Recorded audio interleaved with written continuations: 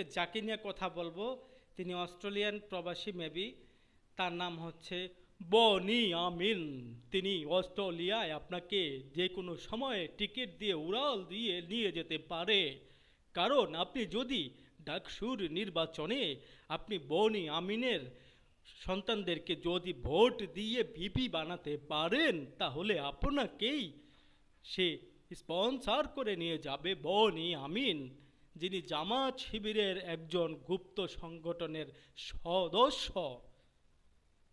তিনি জামাত করলে কি হবে, তার শরীরে জামাত শিবিরের কোনো প্রমাণই পাওয়া যায় না, কারণ তিনি অর্ধাঙ্গু থাকেন, আর অর্ধাউলঙ্গ যারা থাকে তাদেরকে নিয়ে বেশিরভাগ তার আকর্ষণ থাকে, ভিডিওতে দেখাও গিয়েছে।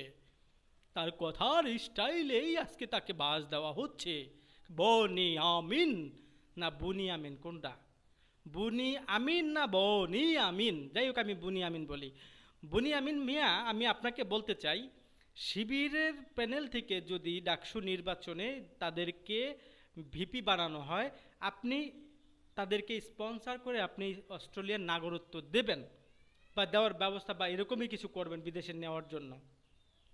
এটা যদি কোনো মানবিক দৃষ্টিতে আপনি করে থাকেন, তাহলে এটা রাজনৈতিক কোনো আশ্রয় নেওয়ার কোনো প্রয়োজন নেই।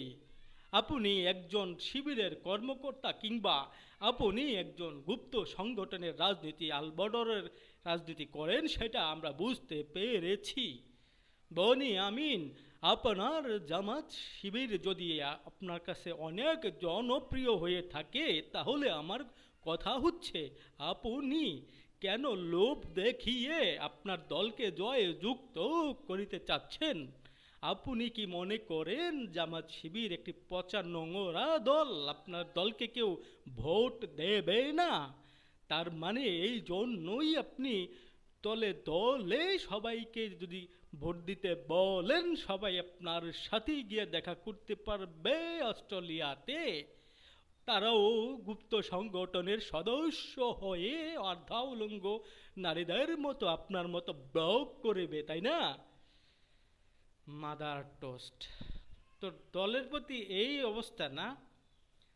তুই বেটা যদি ভালো এইভাবে এই ভিডিওতে যদি এটা না বলতি যে ডাকসুর নির্বাচনে যেই পাশ করুক ওইখানকার গরিব অসহায় ডাকসুর যে ছাত্রছাত্রী আছে স্পন্সর করে তুই বিভিন্ন দেশে ইউরোপ আমেরিকায় নিতে পারতি, সারাটা জনম তোর জন্য সবাই দোয়া করতো। মাদার টোস্ট বনি আমিন, তুই সেখানে লোভনীয় অফার দেশ তোর জন্মদাতা বাপদের যে সংগঠন, গুপ্ত সংগঠনকে ভোট দিয়ে জয়যুক্ত করতে পারিলে তুই বিদেশে নিয়ে যাবি শালা। মাদার টোস্ট, মাদার টোস্ট কোথাকার! কথা কইতে গেলে মনে হয় যে চট্টগ্রাম টু ঢাকা কোনানকার কথা কোন হানে গিয়ে ঠেকে, শালা বাংলা ভালো করেই বলতে জানে না শালা।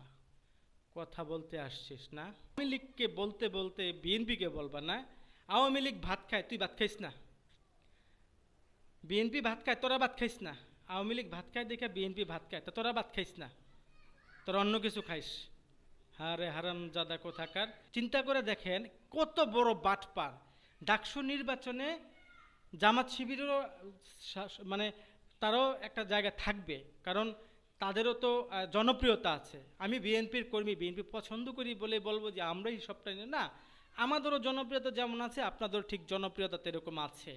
তার মানে লোভনীয় অফার কেন দিতে হবে আপনাকে বিদেশে নিয়ে যাবে? আপনি মনে করেন আপনার দল, মানে ওরা মনে করছে জামাত শিবিরের দলটা আসলে কোন সময় জানি কোন বিপদে পড়ে যায়, কারণ তারা এত আসন পাবে না।